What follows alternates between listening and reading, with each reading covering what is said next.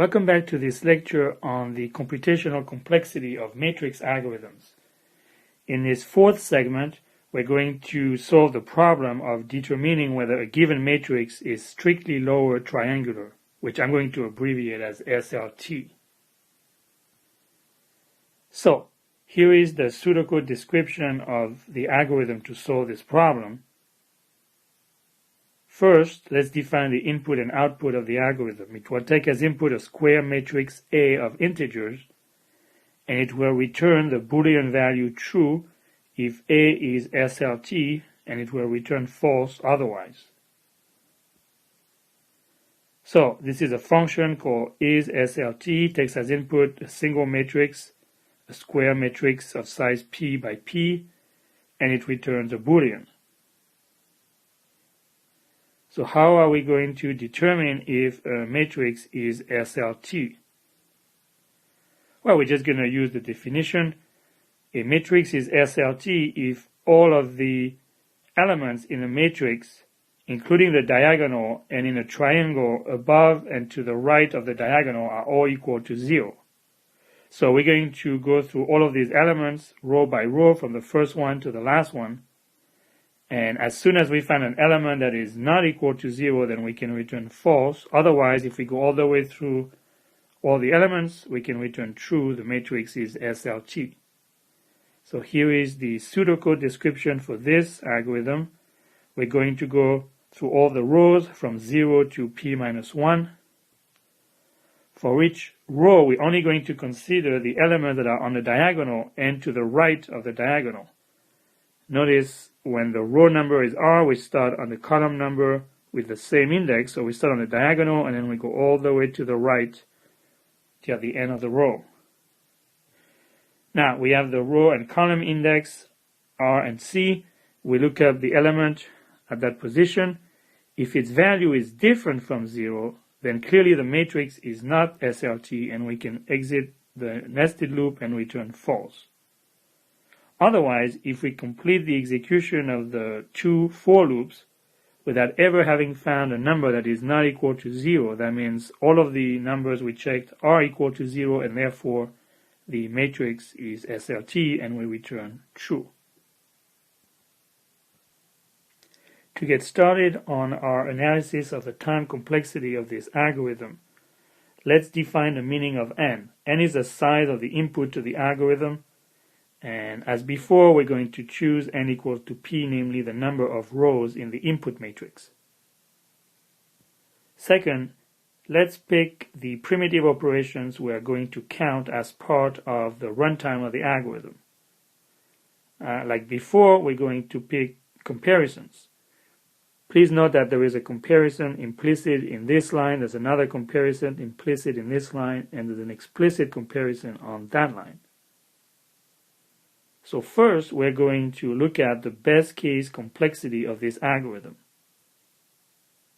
So of course, the first question is, what is the best case for this algorithm? Notice that in this nested loop, there's a way to get out of both loops on this line without having completed the entire nested loop. So what is the earliest time at which we can exit this nested loop? Well, we can execute this line right here as soon as this condition is true. And this condition can become true for the first element that we consider, namely when R is equal to 0 and C is equal to 0. So the best case here is when A of 0, 0 is different from 0, that means the matrix is not SLT, we can return false right away. So that is the definition of the best case for this algorithm. So all we have to do now is to count the number of comparisons that are executed or evaluated in this best case. Well, there's one comparison here to make sure that R, which is equal to 0, is less than P. There's another similar comparison here to make sure that C, which is also equals to 0, is less than P. And then we have this third comparison here, which will evaluate to true. So in conclusion, the runtime f of n in the best case for this algorithm is equal to 3, which is a constant function, does not depend on the side of the matrix, and therefore f of n, the base case time complexity of this algorithm, is big theta of 1. Now let's turn our attention to the worst case time complexity of this algorithm. So what do we mean by the worst case? Remember, from a time complexity perspective, the worst case is a scenario where the algorithm has to do the most work. In particular here, this happens where the nested for loops are executed completely. In other words, when this condition is never true, then the algorithm has to look at every element on the diagonal and to the right of the diagonal on every single row.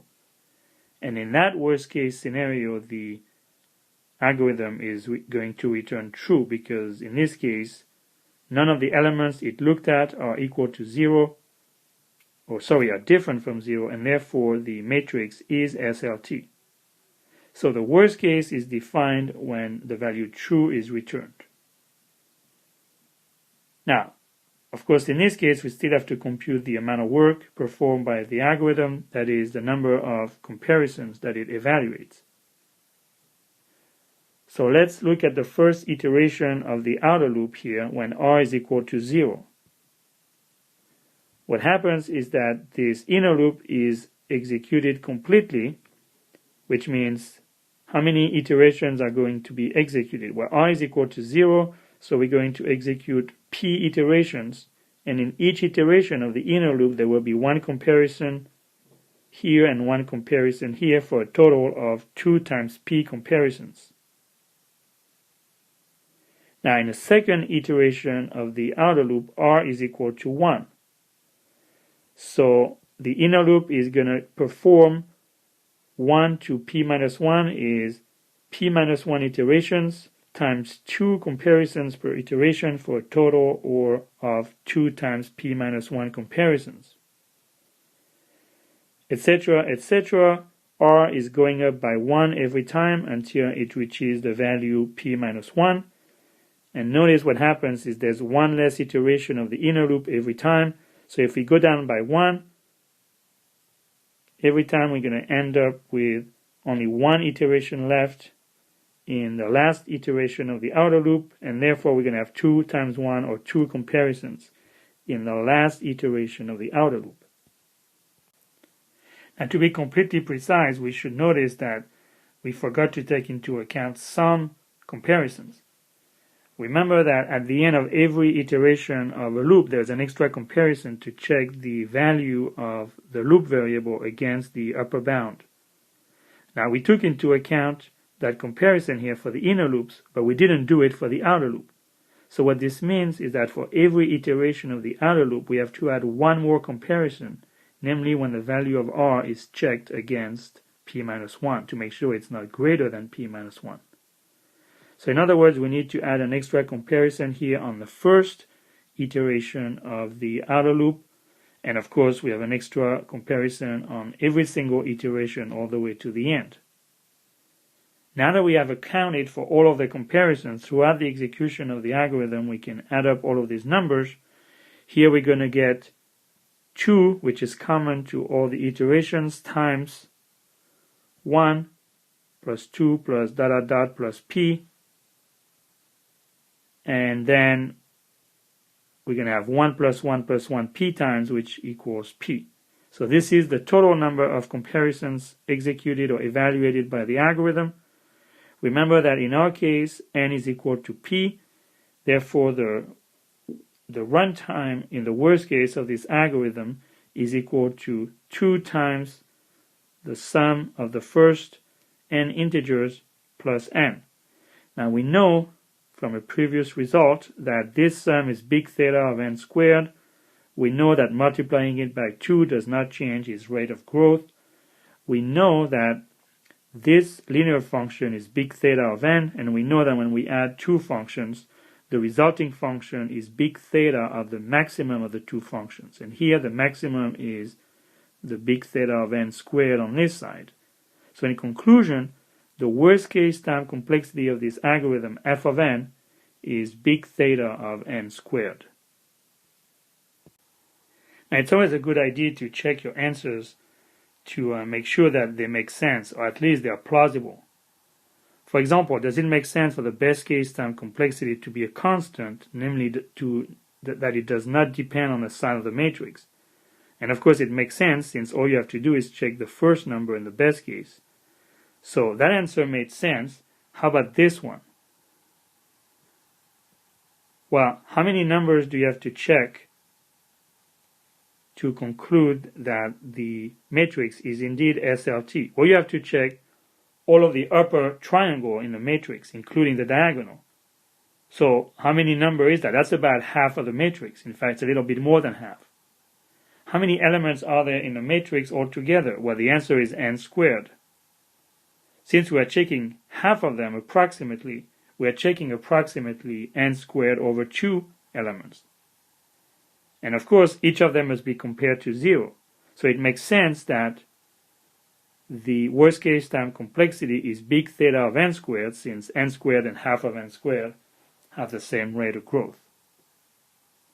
So now that you checked the plausibility of your two answers for the best case and the worst case time complexity, you might want to think about the average case time complexity of this algorithm. Now, I will not do the work here in the video because it's actually pretty time consuming, and I will leave it as an optional exercise for you to do to determine the average time complexity of this algorithm, assuming that all of the cases have the same probability of occurrence. So, as a hint here, the way you would proceed is you would compute the total number of comparisons that the algorithm executes in the best case, in the worst case, and every single case in between, and then you would divide that number by the total number of cases that you have considered. Again, this is an optional exercise where will take you quite a bit of time, and I'm not going to hold you responsible for knowing this result. But for those of you who want to push themselves, this is a really good exercise. From now on, we're going to mostly focus on the worst case complexity anyway, because the average case, as we discussed before, is pretty hard to do and usually relies on assumptions that are not easy to check.